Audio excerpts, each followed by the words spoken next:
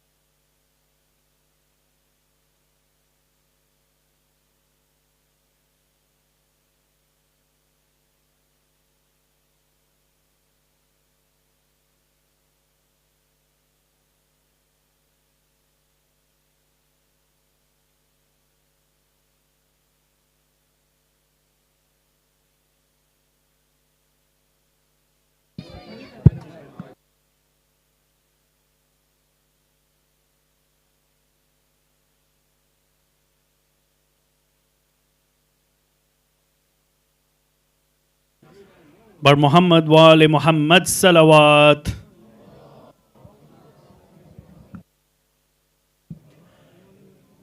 Mu'mineen, if you can all come inside, we are about to start the seminar.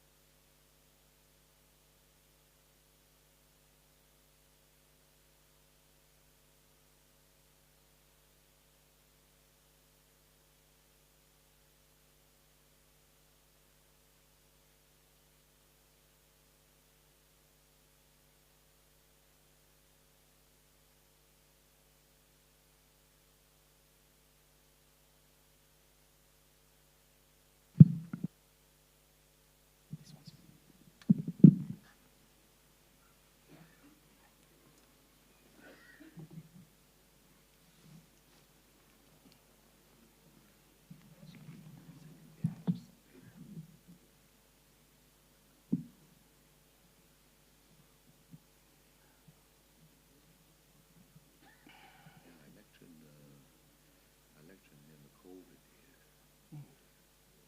So it's complete lockdown. Martyrdom happened, and there's literally 5 of us sitting here. But you were online as well. I was completely online, Yeah. but the whole community never had the chance to be with me. Yeah. And so I come back 4 years later, and they're all with me. It's lovely. Yeah, a great vibe over I there mean, as well. COVID for religious services was really tough. Very tough. Yeah. So, you know, for us to have funerals in empty churches, just the Yeah. coffin. Yeah, yeah, yeah.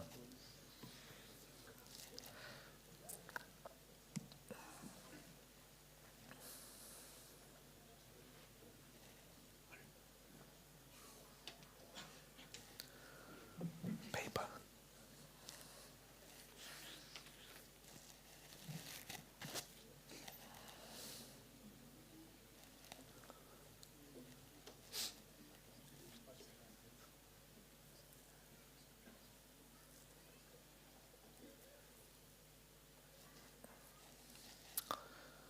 Where's Mac?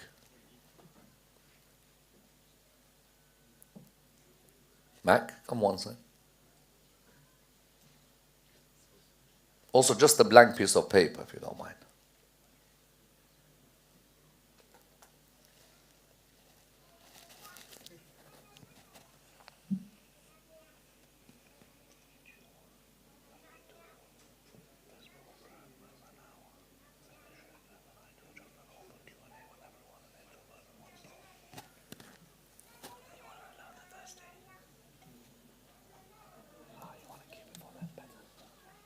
Okay, cool. Okay, no problem.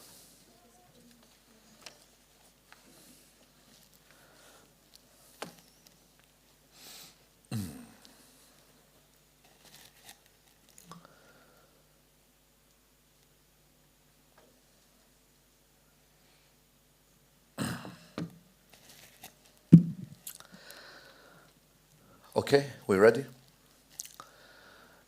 Assalamu alaikum wa rahmatullah. It's a great pleasure for me to host this program alongside the Husaini Islamic Center in Peterborough as the head of the Prophet Muhammad Sallallahu Alaihi Wasallam Institute for Islamic Studies. The aim of the institute was for us to have rigorous academic discussion and research. Those of you who have attended my courses at the institute online would have seen that we're trying to offer as much insight into the history and the sciences of the religion of Islam, both from the perspective of Muslims and non-Muslims. As you know, Islam as a religion has been thoroughly examined in the Muslim and the non-Muslim world. Some of the best works on the religion of Islam have been written by non-Muslim academics. In my own lifetime, when I've come to research certain subjects, there are scholars of history or theology or law that I have benefited a great deal from. If I look, for example, while I was at Exeter, the late Professor C.E. Bosworth was my supervisor. And Bosworth is a giant, and Father Clohesy has quoted him in the book. Likewise, Professor Robert Gleave at Exeter as well, who's a giant when it comes to Islamic law. Also, people like Eaton Kohlberg, Wilfred Madlung, Fred Donner, Patricia Kroner. We may not necessarily all agree on the same conclusions, but it's wonderful when you read the works of academics who may not be Muslim, but may examine the life of the Prophet, peace be upon him, and his family in a way which opens your eyes. And that's why, for us at the Prophet Muhammad Institute, it's a great pleasure on this night to welcome Father Christopher Clohesy. Father Christopher Clohesy and myself, we go back a long way, literally and metaphorically. Metaphorically, we go back a long way because I remember first seeing his name in relation to a work on Fatima al-Zahra alayhi salam and wondering, this person in South Africa who has written a work on Fatima al-Zahra alayhi salam, I'd love to know more about his background. And then the way the Lord works in mysterious ways, not only did I get to know more about his background, but we ended up being close friends who've come together to learn from each other, both in the UK and in Rome. So in the UK, in my time while I was the resident scholar at the Hyderabad Islamic Center, we invited Father Christopher Clohesy to discuss his book on Lady Zainab alayhi salam. So if you imagine, he had written on Fatima al-Zahra alayhi salam, and then he wrote on Sayyidah Zainab alayhi salam. And then he invited me to come and speak at the Pontifical Institute in Rome. And there I had a couple of presentations. One was on Imam Ali alayhi salam and human rights. And the other one, if I remember rightly, was the development of the houses of Najaf and Qom. And both of those discussions were very fruitful. It was great to go to the library as well, where I felt like all of a sudden I was in Najaf and Qom, because that's when I realized how he gets all those sources to write these books. I remember seeing Ayatollah al-Khoui's works and Allam al-Majlisi's works and Sheikh al-Kulaini and Sheikh al-Saduq. And so that friendship continued until one day he asked me, what do you think my next book should be on? Imagine he's written a book on Fatima al-Zahra alayhi salam, and he's written a book on Sayyidah Zainab alayhi salam. And I've always told people, and I told someone earlier today, that I believe that his book on Sayyidah Zainab alayhi salam is the best book to have ever been written on Sayyidah Zainab in Arabic, English, whichever language you want to quote. It's the best book that's ever been written on Sayyidah Zainab alayhi salam. It's brilliantly researched. And if anyone wants to understand the life of Sayyidah Zainab alayhi salam with meticulous research from primary and secondary literature, then you must get Father Christopher Clohesy's work, Half of My Heart. Imagine the title on the work on Sayyidah Zainab alayhi salam by someone from the Christian faith, but imagine the title is Half of My Heart. So when he asked me at the time, what should I write on next? I said to him, Abul Fadl al-Abbas alayhi salam. It's one thing suggesting to somebody to write on Abu al-Fadl al-Abbas alayhi salam. But it's another thing that person writing on Abu al-Fadl al-Abbas alayhi salam. And it's wonderful for us to be here tonight to have a discussion with him on this work over here. The Outrider, Abu al-Fadl al-Abbas alayhi salam, Christopher Paul Clohesy. Let us all welcome him, as we always do with everybody, with the loudest of salawats.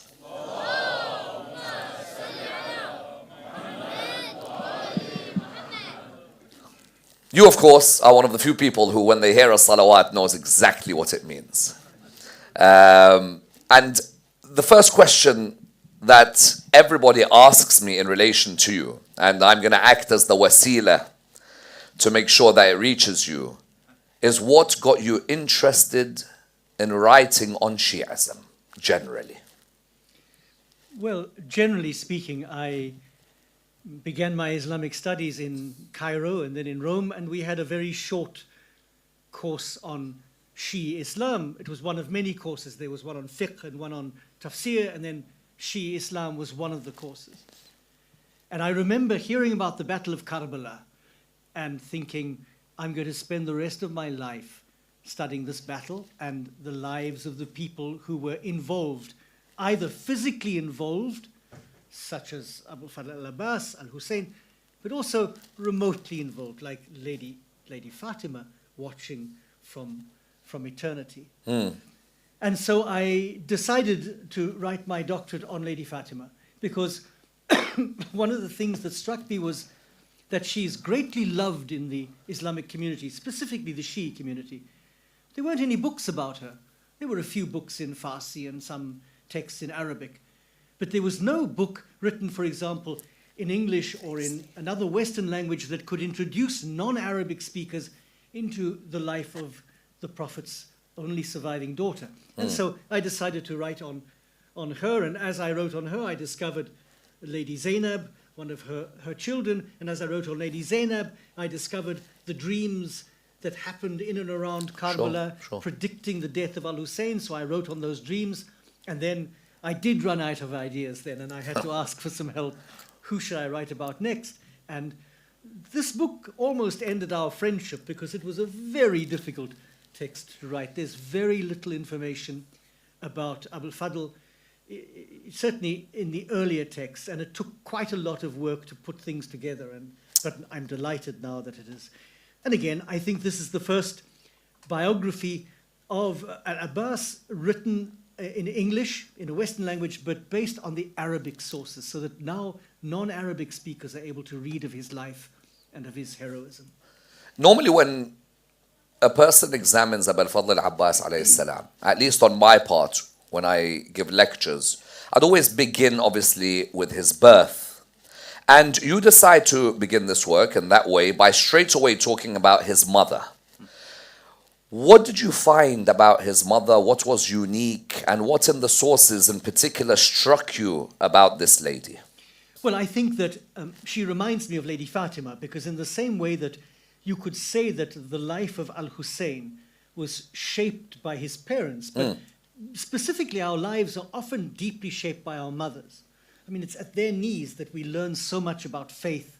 So I foresaw that al-Hussein's life was shaped by the life of his mother in the same way that al-Abbas's life was shaped certainly by his father, Imam Ali, but also by this extraordinary woman, al-Banin, about whom, once again, there isn't that much information. But the one thing that we know about her, even if it's disputed, is that after the death of the heroes of Karbala, al-Hussein, al-Abbas, and the others, she would go to the cemetery every day to mourn and weep over their lives and over their deaths, and that most of her weeping was for al-Hussein before she wept for her own son, al-Abbas.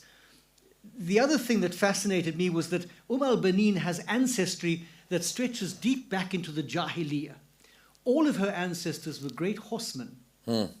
And one of her ancestors was known particularly that he was so tall that when he rode his horse, his feet dragged on the ground. And it was one of the characteristics about al-Abbas, that he was known to be so tall that he couldn't sit on a horse properly without his feet dragging on the ground, so that in al-Abbas, we see through the ancestry of his mother some of these characteristics that come through. I think more especially, al-Banin taught him faith and courage, as our mothers teach us. It's very interesting that you discuss the idea that he sits on a horse with his feet touching the ground, because in the last 10 years, within certain Shia communities, especially where I've recited, you'll get people who become very skeptical about some stories. And of course, I don't find a problem with people being skeptical if they're trying to gain knowledge about an issue rather than trying to mock an issue. And sometimes what I would hear from people is saying, do you know how high a horse is? Do you know the height of a horse? Are you seriously telling me that if Abu al-Fadl al-Abbas alayhi salam sits on a horse, you're talking possibly, I don't know, 6, 7, 7.5 feet and maybe more. But you seem convinced that it's there in the literature. I'm convinced because it's found written about one of his ancestors. And that's what interests me, that a hardly known soldier who I think was living during the Jahiliyyah, but who was a relative or a distant relative of al-Banin, is specifically known for that he was so tall that when he rode a horse, his feet dragged on the ground. And I think, why would they say that of al-Abbas? Why would they make something up like that? You know, you can talk about him being the moon of the Banu Hashim, and you can talk about his elegance and his grace. Why would you say that his feet dragged on the ground? It strikes me that that's one of these little stories that's probably true, because otherwise it doesn't make sense. It's not a compliment. There are lots of ways of complimenting him and saying, oh, he was a hero and he was wonderful in battle and he was kind to children and his feet dragged on the ground when he rode a horse. You think, well, that doesn't make sense. That's the one that strikes me as being true. When I was writing the book about Lady Zainab, there were little details about Lady Zainab which struck me as fascinating, mostly written by Sunni historians. For example, one historian said that when she came onto the battlefield of Karbala, she rose like the sun rising as she walked onto the battlefield. And I thought, well, why would he say that unless somebody saw something? Another one says she was wearing earrings and the sun was catching the earrings and flashing. Somebody saw that and put it down into their history that Lady Zainab, when she walked onto the battlefield, a number of things drew eyes to her. And I don't think these are things that are made up. There's no need to make them up. I think eyewitness accounts, people see things, silly little details that become quite important. He's born, and you discussed the sources about his date of birth. And he's born on the 26th year after Hijrah, which a number of the maqatil conclude that he's a 34-year-old on the plains of Karbala. The birth, in many of our lectures that we give, the birth is surrounded with this idea of hands, holding hands, emotion at birth. Do you see that in the sources? I didn't see much of that. The one thing I found was the question of the naming. Yes. As with Lady Zainab, so also with al-Abbas, there's a putting off of who's going to name him. Yes. And nobody wants to take responsibility, and finally they're leaving it for others, more important people, and finally his father names him with this very curious name that has to do with being ferocious in battle, unsmiling. That's what al-Abbas means, that he's the unsmiling one when he faces his enemy, and ferocious like a lion who's not afraid of its prey. But it was not al-Banin who named him. She was asked what name she was going to give him, and she deferred to Imam Ali, to do the naming. But aside from that, as opposed to, for example, the birth of al-Hussein, I didn't find much detail about supernatural sort of events or emotional events surrounding the birth. Yeah, it's interesting. I'm sure many of you know that the name Abbas, you can go back to a particular surah of the Quran which relates to the name Abbas. Who can tell us which surah? Abasa. Surah 80 of the Quran. Abasa wa tawalla an ja'ahul a'ma. Abasa wa tawalla is that controversial passage in the Quran about the blind man when the Prophet was sitting with a group of people and a blind man came in and wanted to ask him some questions. And the Quran says that he abasa wa tawalla. He frowned and turned away. And ja'ahul a'ma, when the blind one came to him. And the whole idea in the world of tafsir is that the Shi'i tafsir, turn around and say Rasulullah sallallahu alaihi wasallam would never show bad akhlaq. Whereas the non-Shia tafsir went towards which direction? Went towards the direction that, the Prophet, at the end of the day, he frowned and God reprimands him for the frowning. So it's an interesting correlation there. When I've given lectures on Abu al-Fadl al-Abbas alayhi salam in the past, there was something I really wanted to look at here. And that is that we normally first hear about him at the Battle of Siffin. And if we're hearing about him on the Battle of Siffin, he would be 11 years of age. All of you may have heard the story that his father tells him to come out onto the battlefield, to emerge and so on. You discuss it. There's a back and forth about whether it's him or not. What's your conclusion? And don't worry, no one's going to crucify you. Excuse the pun, of course. I think myself, having read many texts, that it was another Abbas at the Battle of Siffin, an older boy. So I don't doubt that al-Abbas was present at the battle. I think he was. Whether he took an active part in the fighting at the age of 11, that's a little more difficult to deal with.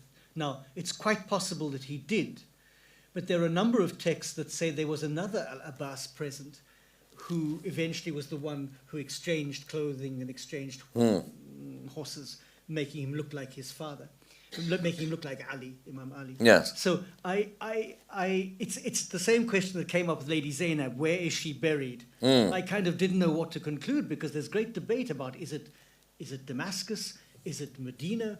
Where is she? Is it Cairo? And the same with this question. Was he present at Siffin? I think he probably was present. Did he take an active part in the fighting? I'm not sure. Sure. It's hard to know. You look at an 11-year-old boy and say, well, could he wield a sword? We know that there was one little boy at Karbala who dragged a sword behind him. He came, one of Al-Hassan's sons, came onto the field, and he was so young that he couldn't lift the sword. He somewhat dragged it behind him. And Lady Zainab tried to intervene. So I'm not sure. It's a very popular story because the problem with that story is that's the moment in which Ali names him Qamar, the moon of the Banu Hashim. It's there he's introduced. So the name sticks. We know that this is one of his epithets, but whether he actually took an active part in the fighting, I'm undecided. So I left it an open question, that it's a possibility it was another al-Abbas. One of the most difficult periods is Abu al-Fadl al-Abbas alayhi salam, from the death of his father, finding enough information on him until we get to Karbala. Yeah. So when I knew that you were writing this book, I was wondering how much are you going to find in that 20-year period? The only thing that I could recall, and forgive me, I can't remember if you discussed it or no, because obviously you sent me this a while back.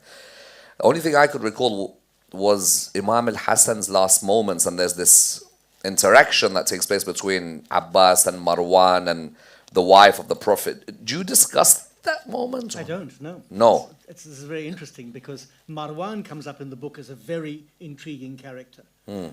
Because apparently he goes and weeps when he hears al-Banin weeping. And the question is, did he really? And there's at least one Shi scholar, Abdul Razak, Yes. who just dismisses this. He says she was long dead before the Battle of Karbala. So no, that wasn't an issue that came up. I imagine that he lived with his brother Al-Hassan until his death, and then with Al-Hussein, and finally died with him at Karbala. But to find any other information, there was a question of whether he was involved with the vengeance for the death of Ali. But he was not one of those who went out. He's left behind because he's too young. Yes. So that again draws questions about Siffin. Yes. If at the murder of Ali, when some of them go out to get vengeance, he's pushed to the side because he's too young, then maybe he was too young also to be actually fighting at Siffin. But it is a very different, as with Lady Zainab, there's a period where we just know very little. I suppose with the Siffin-Karbala dialogue, in Karbala, the opposition clearly know he has a presence. Yes. My only question mark is, if there was no Siffin interaction, where do they gain this idea that this person has a huge presence in this battle? Because you depict how he's always with his brother, and they come out together on a number of occasions. Why do you think the opposition is very concerned about his presence. You discussed this relation between him, his mother, and Shimr. Yeah. And on the night of Ashura, day of Ashura, come join us, you're my relative. There's something about him that seemingly is missing from the sources about why they are adamant that you need to get rid of him. What do you think that could have been? I think there are three reasons. I Sure. think firstly is that the reason the book is called the Outrider. The Outrider is one who is sent on all these missions. So there are a number of events that happen before the actual battle involving al-Abbas. He gets sent to fetch water. According to the earliest Shia text, which I think is Abu Mikhnaf. Yes. My Iranian friends disagree with me, but I think Abu Mikhnaf was a Shia. He writes the first great Maqtal. In his Maqtal, al-Abbas does not go on the day of Ashura to fetch water. He goes the day before. Nonetheless, he goes to fetch water. He goes to negotiate with the enemy to find out what they're doing. He goes a second time to the enemy to ask them for time, and they give him time, which means he was a skilled negotiator. He is then given the standard and becomes the standard bearer. I think he would have been a noticeable figure in that battle. He had a presence about him, and if he was a big man, even more so, but he is quite clearly the negotiator, the diplomat, the standard bearer.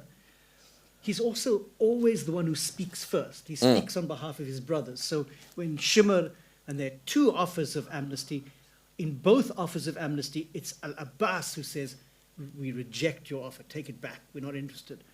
So he's also seen to be a spokesperson. And then he is the last man standing, in theory, before the death of al-Hussein. In fact, there was another survivor who revived after the death of al-Hussein and was killed immediately, and his name is in the book. He was injured and revived, and al-Hussein was dead. But in theory, al-Abbas is the last man standing, and it seems to me that together they're trying to reach the watering place. So he's highly noticeable. Whether or not there was a Siffin relation, I'm not sure. There might well have been. But I think that the tasks and the words that he spoke on the day of battle and the days preceding it were enough to make him noticed. I gave a lecture once where I believe that Imam Zayn al-Abidin alayhi salam fought a couple of days before Ashura, and that I believe he was injured in a skirmish. And so when people say Imam Zayn al-Abidin was ill, to me it was he was injured. There were skirmishes. Skirmishes. This is the point that I want to come to. In the lead up to the 10th of Muharram, there were skirmishes clearly taking place. Karbala was not just Ashura day. Absolutely. 7th, 8th, 9th, they were fighting. What do you find is happening here? Well, one of the great skirmishes, the skirmish that's important for me revolves the question of water. Yes. So you have this first very early Shia text, Abu Mikhnaf, which doesn't exist anymore. It's gone. But we have it in fragments in the Sunni historians. So much of the information about al-Abbas comes from the Sunni scholars because they tell his story at Karbala. Around the 9th of the month of Muharram, it seems to me that al-Abbas was sent by his brother with a group to fetch water. In that moment, he wasn't the leader of the group. There was another man who was the leader of the group. But they went together, and there was a serious skirmish, but they brought water back. So I imagine that there was more than one attempt to get water. If the water was cut off on the 3rd or on the 7th, whichever date you go for, they wouldn't have gone once for water. There would have been regular attempts to get to the Euphrates. And I think myself that al-Abbas went more than once. And on at least one occasion he brought water back, and at least one occasion he was killed doing exactly the same thing. I don't think he went only once. And that for me ties up the maqatil, that you have the Shia maqatil where he fetches water and fights off the enemy on the day of Ashura and dies. But you have a very early Shia text which says, no, he fetched water on the 9th already and was involved in fighting. I can well believe that Zayn al-Abidin could have been part of that group and been injured. And he's got 3 brothers with him in Karbala. Those brothers hardly get a mention. You discuss them. Yeah, because there's some Shia texts that suggest they went with him to get water and were killed doing so. But that doesn't seem to be correct to me. I think that they went forward and were killed at his invitation towards the end of the battle. when he saw how many had been killed, al-Abbas turns to his three brothers and invites them, because they are childless, all of them, to go forward.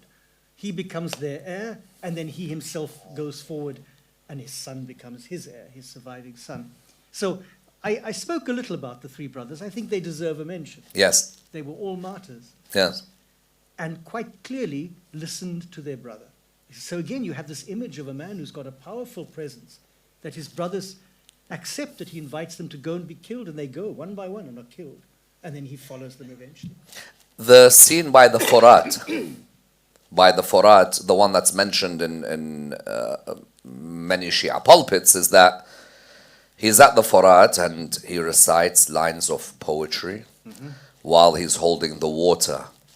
But then there are maqatil that literally just say, Abbas came forward and then he was killed, and then his brothers came forward and then he was killed. How do you reconcile the two? Well, the story grows, of course, as the generations go by, until you have a picture. So the first picture is al-Abbas, goes to water, fights a little battle, brings water back.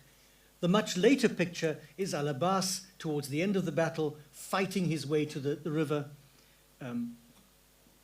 getting water, and then on his way back being literally slaughtered on his way back. I mean, he's shot with arrows and knocked off his horse with a tent pole and beaten, and then maybe even his arms and legs cut off.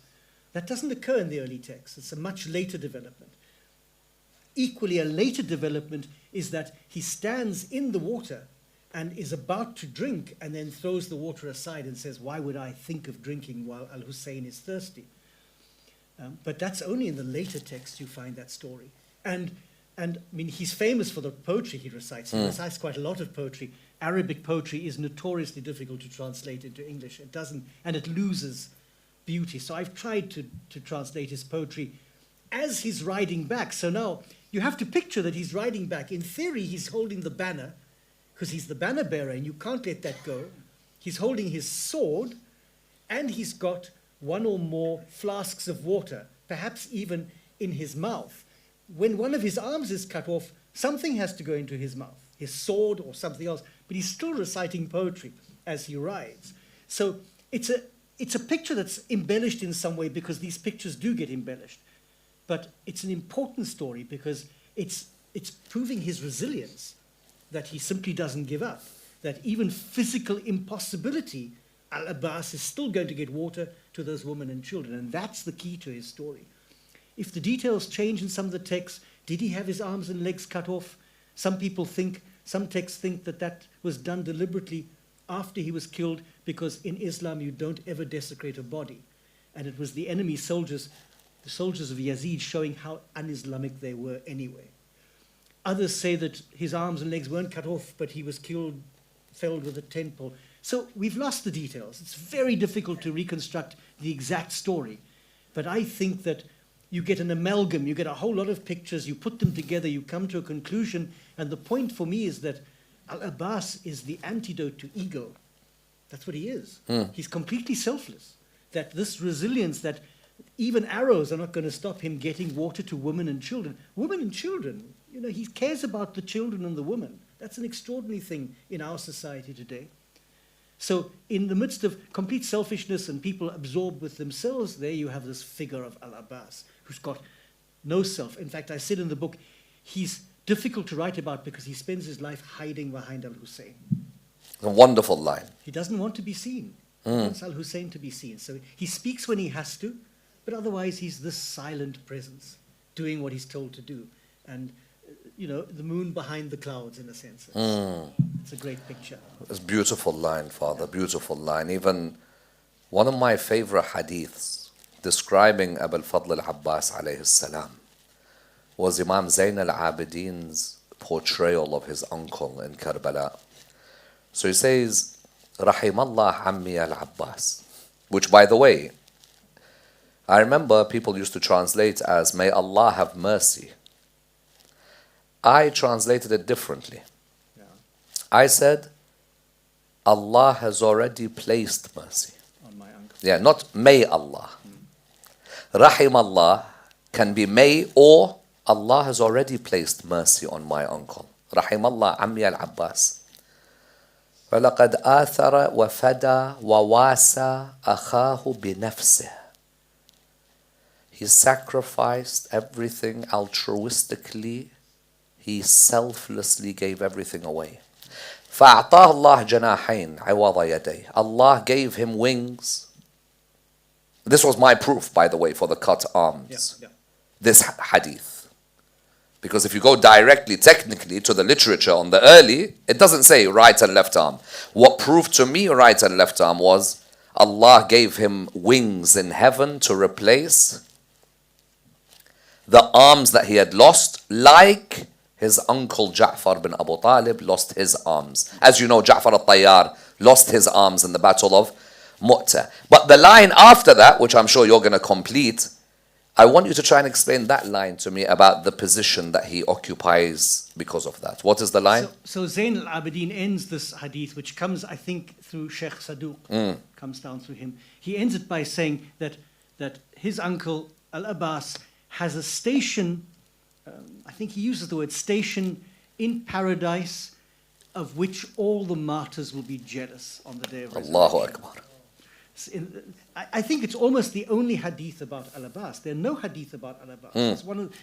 And it comes from an eyewitness, Zayn al-Abidin, down through Sheikh Saduq, who is a reliable. Yeah.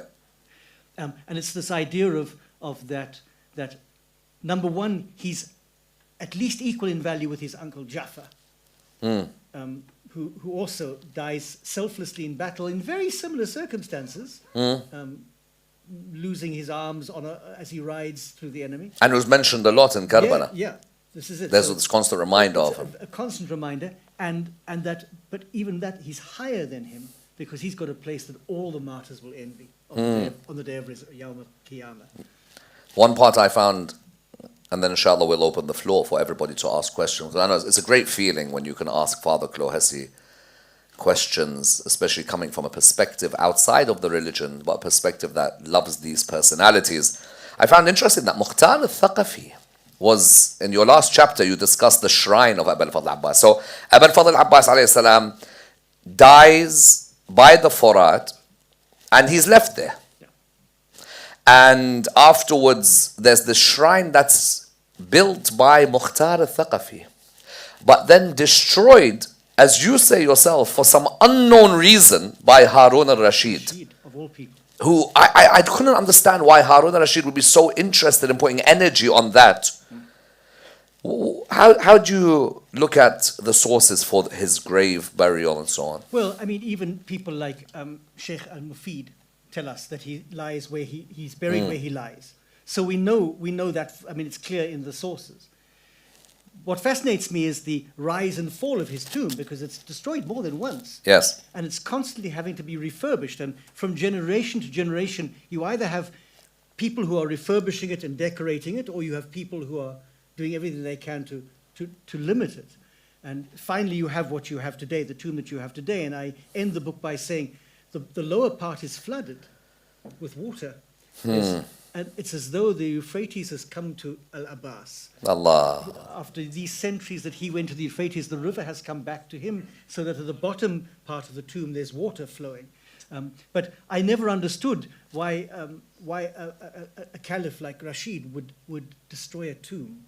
Because in theory, he's one of the kind of learned thinking, but he has that hate, which certainly exists. But he had this hatred for the Ahl Bayt or for the family, and he destroys the tomb.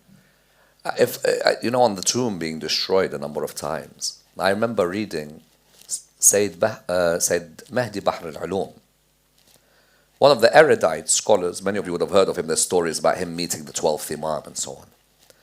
He says, we were rebuilding the shrine of Abu al-Fadl, which highlights to you, just randomly again, rebuilding the shrine. It's been destroyed. He said, I came and spoke to the builders. And I said to them, how's the building going? And they said to me, it's very nice, but there's something we don't understand. And he's like, what? He said, you say Abu al-Fadl, when he sat on his horse, his feet used to touch the ground? So he says, yes. They said to him, we don't understand how that could be. And he's like, why? And they said to him, his grave is so small. And he says, I began to cry because I wondered, and this could be where your theory comes in about later mutilation of body. Yeah. He said, I wondered how many pieces they cut his body by the time they left him, that his grave, yes, we see a huge darih, we see a huge shrine in Karbala, but the actual area, he said, when they said that to me, I couldn't stop crying because I wondered, really that much? Of course, he's missing his head because his head was one of those taken Sham. to first to Kufa, Kufa and then to Sham, yeah. Damascus. Yeah. So that's already there, and there was a strong element that the fury of the soldiers about how many enemy he'd managed to kill led Yes. them to mutilate him quite badly after he was killed, which is a very un-Islamic thing. It's completely forbidden in Islam to do that, but it suggests where they were coming from. Brilliant. Okay, we open the floor to questions. I'm sure there's, I don't know if the guys in the media team can just come out a little bit. I'm sure there's questions. Oh, here we are. There's microphone here. And on the ladies' side, I think there's a microphone for them to ask questions as well. Ladies' side. So let's begin with the first question, and then we can pass it on directly behind you. Assalamu alaikum. I have a question about when you're saying that there's a confusion about how Abul Fazl Abbas, his persona, was scary for his enemies. Lady Zainab, we believe, she has believed that she used to say, till Abbas is alive, no one will touch my veil. So did you come across that statement? Because that sounds like, if that is true, it would be very scary for the enemies. I didn't come across it, and Okay. I'm fascinated to hear it, because the question of Lady Zainab and her veil is very important at the end of Karbala. Secondly, would his lineage have anything to do with the enemies being fearful of him? al-Banin, her ancestors, and the fact that they were all warriors. Thing about Arabic society is that ancestry is very important and it's known. Unlike us, for example, who don't always know our ancestry, in the Arabic world it's known. Therefore, al-Banin's ancestry is clearly written about. We have all of the sources. So it would have been known, and it would have been known that her ancestors were these very fierce horsemen of the Jahiliyyah. They were famous for their horsemanship and their military prowess, but especially for the riding of horses. I'm pretty sure that would have been known because ancestry was known, and it could have been one of the reasons that Imam Ali, with all of the knowledge of the Imam, of course, named his son al-Abbas, the son by al-Banin, for a particular reason, perhaps to echo the ancestry from which he sprang. But it would have been known, yeah. There's a question from sisters. Is there a microphone, sisters? On my phone?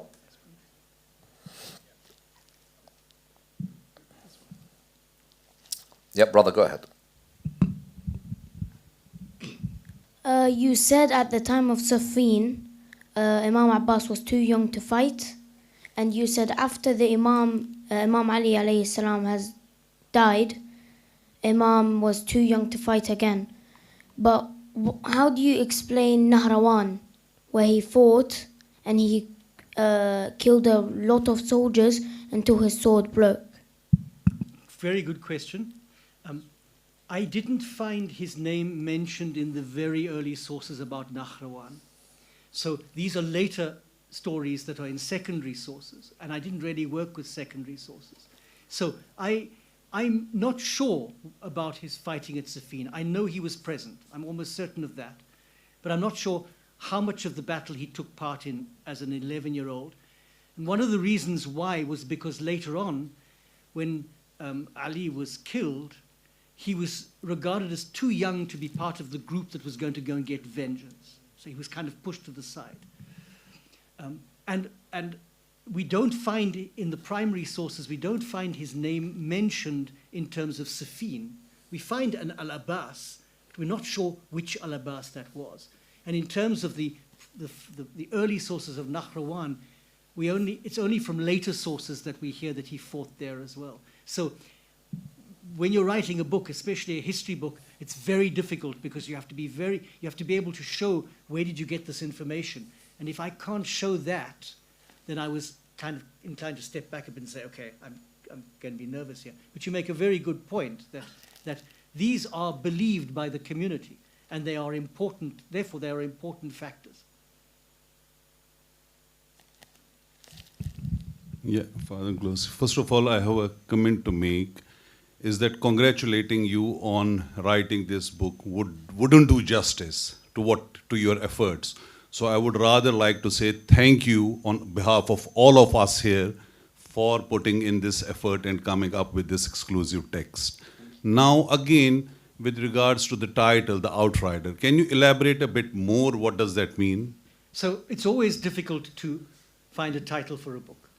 Half of My Heart, Nisf Qalbi, was part of a lament of Lady Zainab when she saw the body of her brother. And she said, you are half of my heart. And I thought that's a perfect title to capture her sorrow. I asked a number of Shi'i friends in Birmingham, find me a title. But they didn't come up with anything. The name Outrider, an outrider has a number of meanings, but one of its meanings is somebody who is constantly sent on missions. And because on the 8th, 9th, and then 10th of Muharram, Al-Abbas is sent by his brother on a number of missions, diplomatic, getting water, negotiation with the enemy, winning time. I decided on that name to suggest that he's always somewhere in the outskirts. Again, hardly seen, but always active on behalf of his brother. At the center, but never seen at the center, because he's always obeying his brother's commands. And it's not the greatest title, but I was looking for something that would capture, and I didn't want to just use, the moon of the Hashemites, because people have used that. I was trying to... No, it did capture our attention. That's why I asked you this Good, question. so I'm glad. Okay. Yeah. And just one more question. Have you had any idea about Hazrat Abbas' lineage? What happened? Who was his family, and any idea what happened to them after the Battle of Karbala? Yes, certainly he had a son who survived. There was some dispute over the son being the heir, but that was eventually resolved. And then later on, Al-Abbas's lineage produced a number of superb scholars. We know this down through the centuries. Now, I didn't get that far. I wanted to end with him, not with his lineage. So I mentioned that he had, we're not altogether sure how many sons, whether any were killed at Karbala. It seems not. It seems his son survived. We know already his name, Abul Fadl, is that he had at least one son called Al-Fadl. But his sons, the grandsons of al-Banin, eventually went on to produce great scholars in Islam. So that Abbas line continued. Yeah. Perhaps it deserves a book of its own, because they were, some of them, very great men. But I thought to stop with his death on the day of Karbala and say that's where I stopped. Yeah. Father, a couple of questions from the ladies' side. How long did it take you to research and write the book? And is there any Shia personalities you worked with who helped you to write this book? It took about 3 or 4 years, whenever I can't remember when it was suggested. Yeah. And I did work with a number of Shia scholars who I know. I asked advice from them. Some of my friends in Iran said, just be careful, Al-Abbas is very important, be careful. Maybe send us the text to read before you publish, which I didn't do, because if you read the book, you'll see that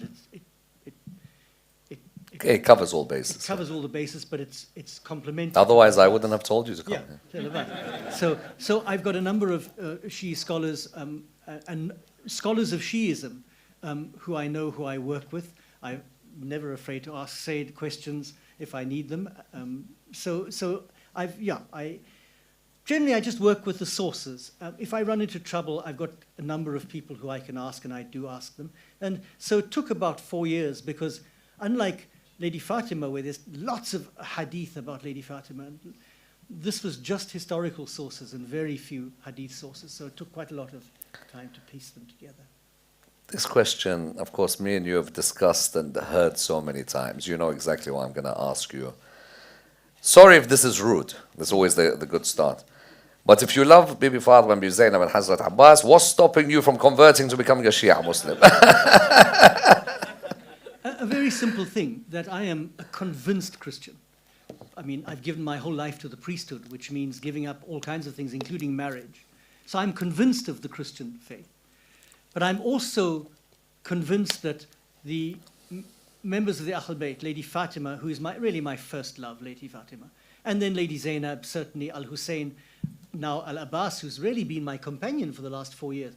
These are people who greatly inspire me, and I think that God intends it that way. When he raises up great people, they're meant to be universal inspirations, not just for one particular family. And in a sense, I've tried to release the members of the Ahl Bayt from being trapped just in one religious family to show that their lives are meant to be universal models, because their virtues are not religious virtues, they are human virtues that all of us are meant to be living. And even a non-believer could look at somebody like Al-Abbas and learn from him selflessness or heroism or courage. The same with Lady Zainab, the same with Lady Fatima. So I have, as people know, say it knows, I have profound respect for Shia Islam especially, and I literally, the famous story in the Old Testament of Moses being told to take his shoes off in the presence of God, I feel the need to do that in front of Islam. I have profound respect for Islam, but I've never myself ever swayed from real Christian conviction. I'm convinced of the Catholic Christian message, and I've lived that for over 60 years now. So. And also, I remember when we came to Rome, I remember even telling you that we always talk about how much you've written about Islam. But it's unjust that we think we know Christianity when we have not really studied Christian texts or figures. So here you have somebody, and this brings us on to another question, and somebody asks, what were the sources in particular that you used which had the most information on Abul Fadl Abbas? Well, it's interesting because once again, the primary source, the trouble with Shia Islam, your problem is you have very few historians. That's your problem. The Sunni were the historians. They produced all these historians. And it helps if they're in power. Like, I know. If I'm going to write about what happened, I'm like, However, off with his head. Having said that, some Sunni scholars, like Tabari, quite clearly has a sympathy towards Al-Hussein, for example. It's clear in his Accused of being writings. Shia. Accused of being Shia by the time he passed away. Like Yaqubi and others. So the first Maqtal that's important is the famous Abu Mikhnaf. Now, there's a great debate. Was he a Shia? I think he was. A lot of scholars say he wasn't. But he was certainly sympathetic to Ali and his family. His Maqtal is lost, but fragments of it exist in the early Sunni historians. So the story of Al-Abbas is told by all the very early Sunni historians, including his going to fetch water, based on an early Shia text. So I used those texts, the very early Sunni historians, and then the later Shia scholars, especially Al-Mufid, Sheikh Mufid, who gives us a nice outline of Al-Abbas's activity on that day, and then the later primary sources, the later Hadith scholars. In fact, what I've done in this book, as I've done in all my others, is I've provided a list of all the Arabic sources, and I've divided them into Shia and Sunni. So you know, is this a Shia or a Sunni source that I'm quoting? Because that is quite useful for people. So, lots of sources. Question, floor. Yep. Where's the mic? Just there in the middle. And then we'll go to the back. As you said that you studied Islam, but what made you want to study Islam? This is a very interesting question. I was working in South Africa as a priest. And around my church were at least 3 mosques. They were Sunni mosques, because the Shia community in South Africa is very, very small. But I got to know the staff, the imams of these mosques, and we thought it would be a very good idea, since we were working in quite a bad area for drugs and alcohol abuse, that we should work together to deal with these problems. And eventually it struck me that not only was I working with these Muslims about whose faith I knew nothing, but that a number of families in my own church, their daughters and sons had converted to Islam for the sake of marriage. And I thought it would be a good idea to study Islam, but to study it properly, academically, learn Arabic. Not just the way people today, they go onto Twitter and they think they've learned now. So I went to Cairo and studied Arabic because I want to be able to read the sources in the original language, not in somebody's interpretation. And then in Rome, I followed a full course up until doctorate, and have always been fascinated by Islam as a phenomenon. Its history, its theology, its spirituality. The fact is that, like Christianity, there are all kinds of strands that don't agree necessarily, but it touches the lives of millions and millions of people every single day, and I think that's something that's worth knowing, and knowing well. So that was kind of it, yeah. And then I decided to specialize in Shi'i Islam because in the early 2000s, there were very few people, except for the giants that you mentioned, who were bothering about Shi'i Islam. And that was a great pity for me. Question at the back.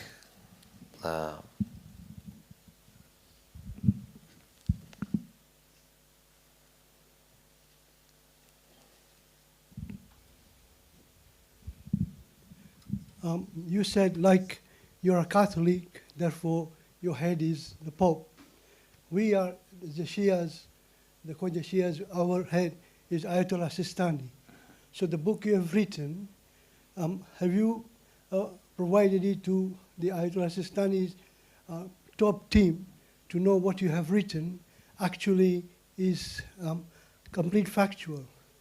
Because it could have a major influence, because most of us haven't been to Qum to study religion, like the brother there has done PhD and he's got doctorship, right? Yeah. So anything we read could have a major influence on our faith. Certainly. Yeah. Of course, the book has already been read by a number of trustworthy Shi'i scholars who haven't found any problem. I'll begin by saying when the Pope went to visit Ayatollah Sistani, I genuinely thought he was going to ask me to go with him. Because I live in Rome, I am the Shia scholar in Rome, and he was going to a major Shia center, and I genuinely thought, he didn't ever ask me, so I didn't go. Nonetheless, I think it was a meeting that most people haven't yet understood, the importance of that meeting. I haven't submitted my work to that authority, but my book on Lady Zainab, my books on Lady Zainab and Lady Fatima, they won the Iranian World Book Award. So I kind of think that might be, I mean, they would have read them and checked them. The last two books, no, but I mean, I wouldn't know. I leave that to you to send them to.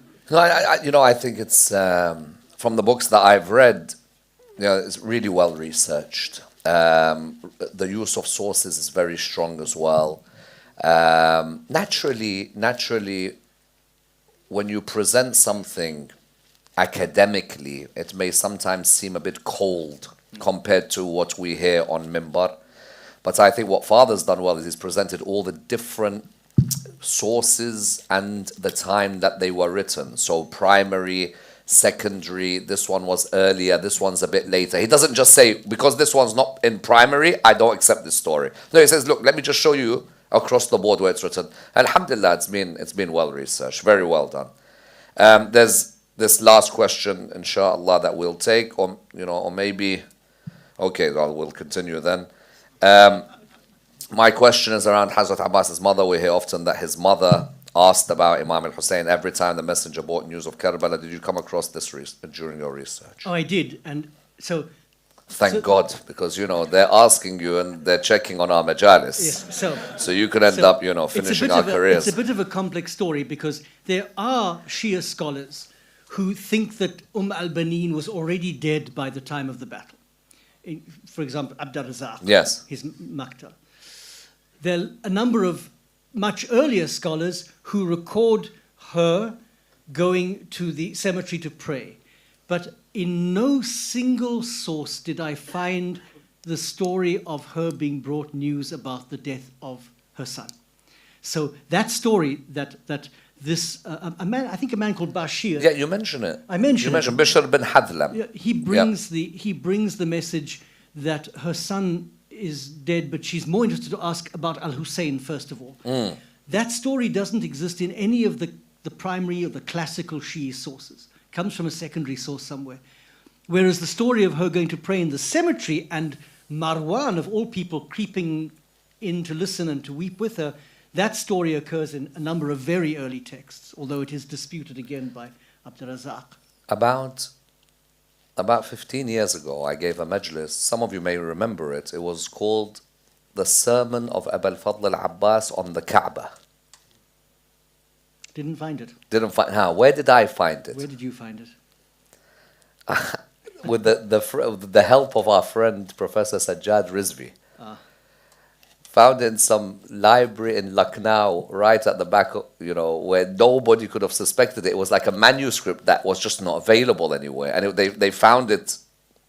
And what it brought to my attention was that sometimes the earlier Shia sources, when a person says these were the primary, what we don't realize is that we're actually excavating every century material from like libraries and people. Do you know the number of times in my own lifetime I've met members of Shia households? I don't know if this has happened to you all, where they say to you, my dad's dying, he wants you to take the library. And they've got some amazing library at home, which is like the whole basement.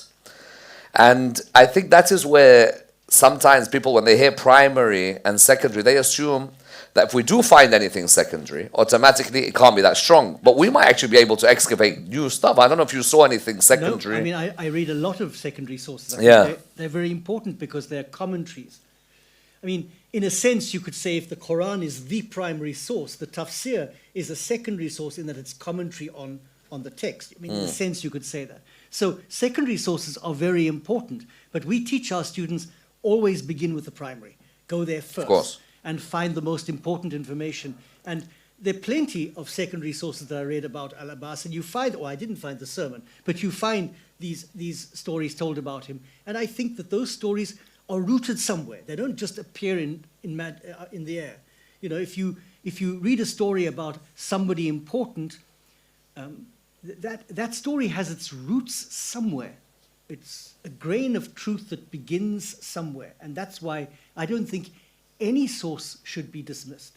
I try to read all of them. Question from the lady's side. Have you had the chance to go to Karbala? Would you want to go if you had the chance? I've been invited 1,000 times. The trouble is time, to find time to go, because I teach a number of courses. I think I teach 9 courses a year. 9 courses is a massive workload.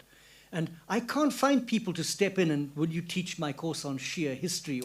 So it's a bit difficult. But I have it down on my list to go to Lady Zainab's shrine first, and then to Karbala, and then to Najaf, having been to Qum last year, finally.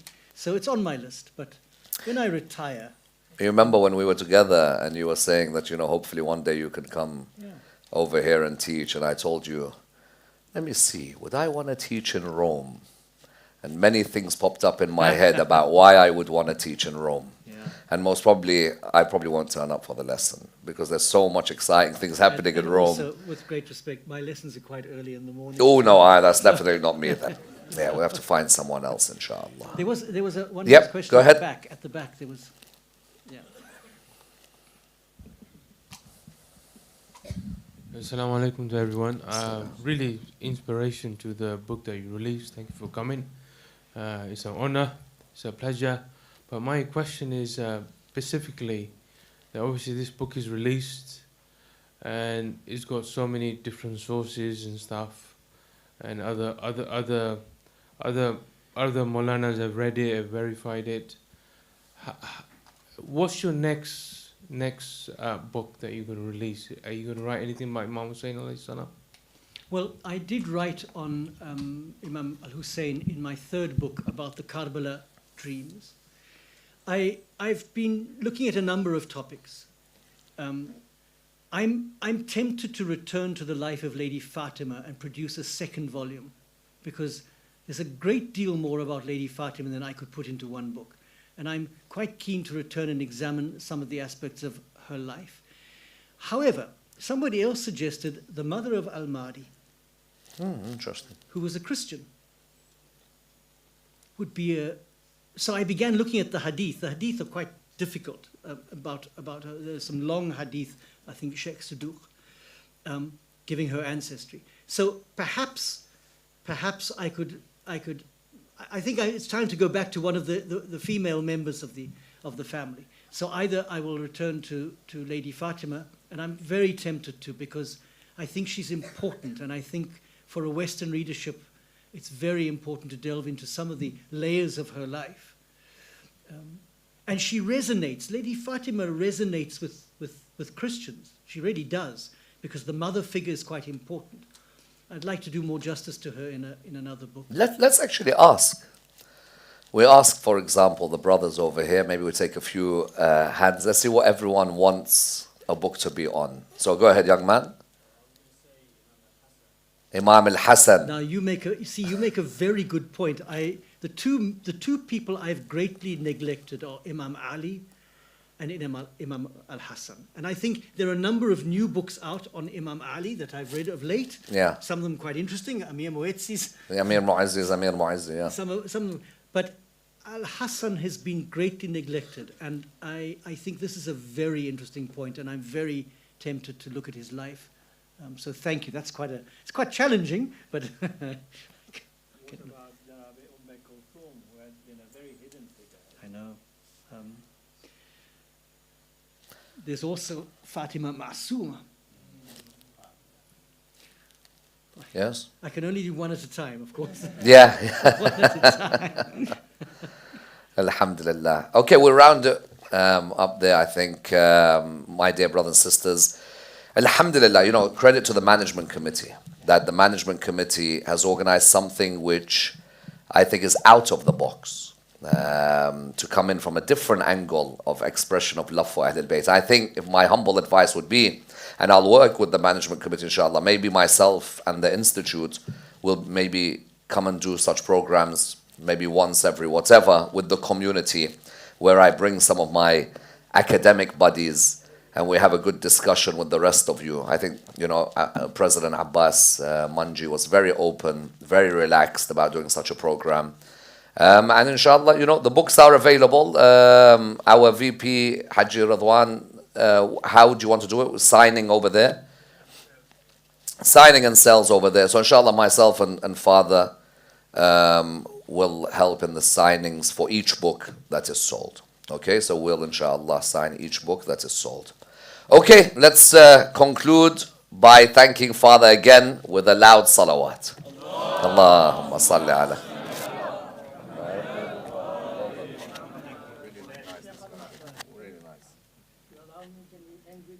Dua, yes, please, Maulana. Let's have a prayer, please. Maulana, here's the mic. Bismillahir Rahmanir Rahim. Request you to raise your hands. It's Arabic dua, but I think you will all understand. Allahumma anfa'na